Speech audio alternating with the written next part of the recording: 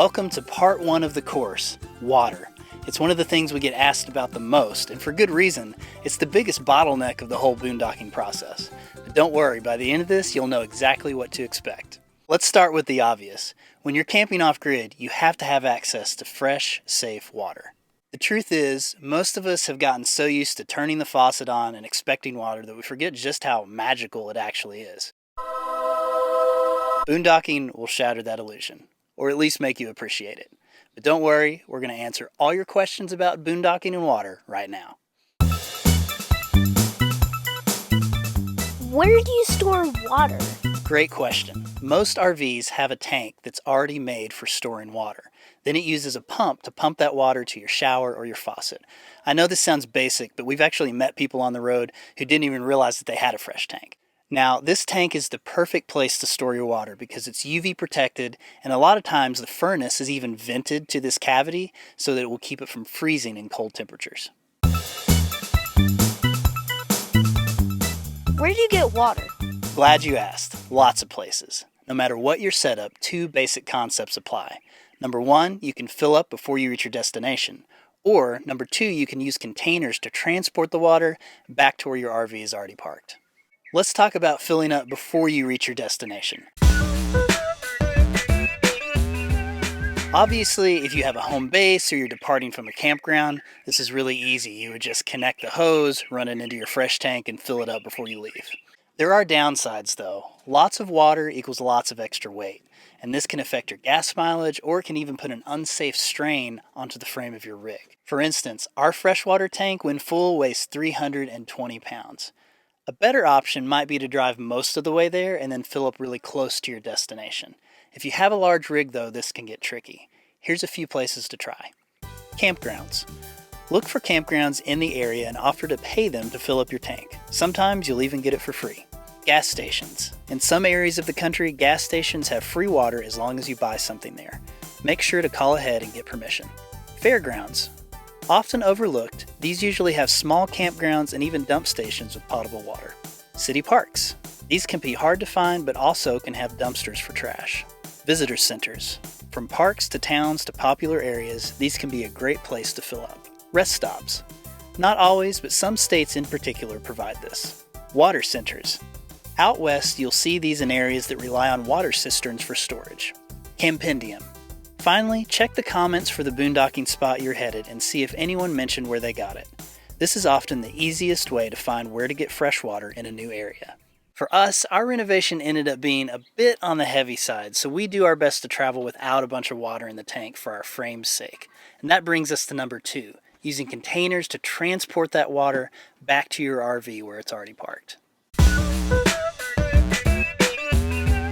This allows us to set up camp, go into town without the RV, and fill up all of our water containers. We can carry about 40 gallons in the bed of our truck, and then we just transfer it to our fresh tank. We do this with a combination of several products. This 30-gallon bladder is the perfect way to transport a lot of water while folding up tiny when not in use. You can get them in even larger sizes if you need it. Then we use a 50-foot collapsible hose to fill it up. The extra length means we don't have to be right next to the water spigot, and it takes up less storage space as well. We like to combine a flexible hose protector and shutoff valve so we can control the flow of water without having to run back to the source. You won't waste water or make a huge mess this way. Some spigots may not have a threaded connection. If you run into this, try the Water Bandit. It's got a ribbed rubber end that you can push on and threads on the other end for your hose. You might run into a spigot without a handle or a knob. For these, try a water key, but make sure you get permission first and don't steal water. When we get back to the RV, we use a drill pump to transfer the water into the fresh tank. This is a great little $12 tool that you connect a cordless drill and use its power to pump the water out of the bladder into the tank. Pro tip, use your flexible hose protector to be able to manage it all yourself.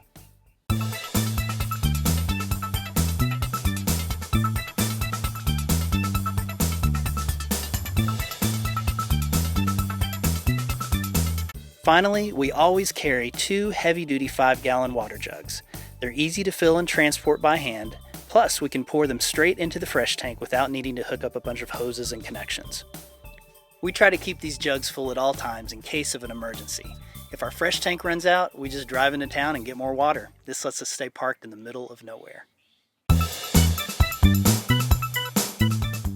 How do you conserve water?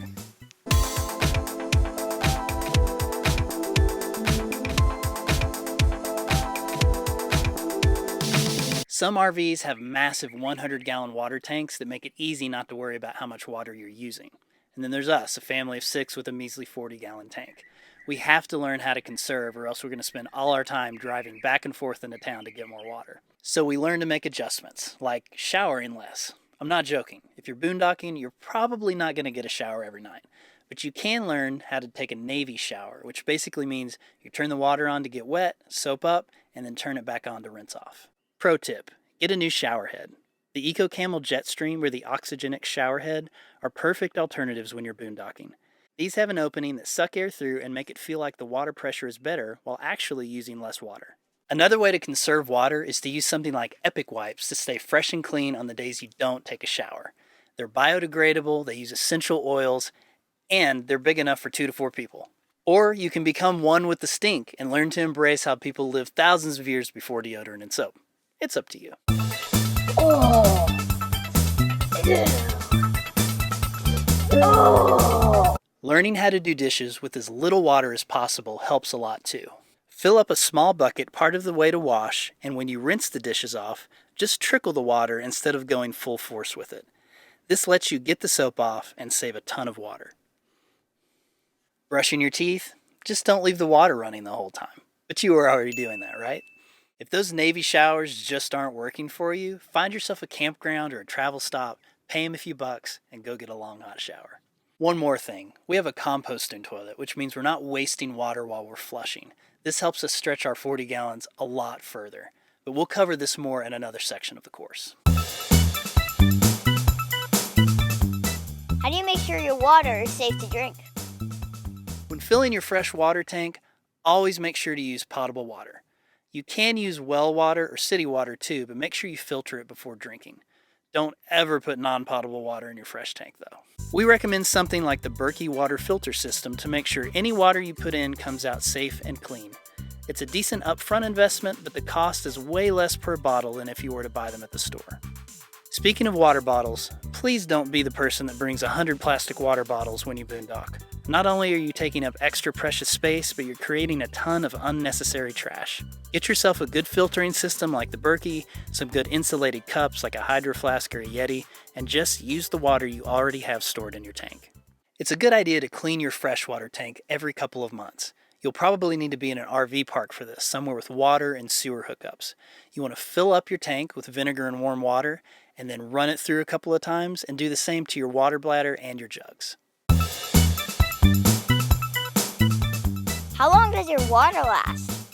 That's a loaded question and depends on a ton of variables. But basically, our 40 gallons lasts our family of 6 about 3 to 5 days of average uses. That's drinking water, doing dishes 2 to 3 times a day, and 1 to 2 people showering each day. We like to fill up the whole 40 gallons the first day and then just use our 2 5-gallon jugs and top it off each time we go into town. So that's it for this section. We hope this demystifies the whole water while you're boondocking situation. Next up, we're going to talk about solar, batteries, generators, and all things power.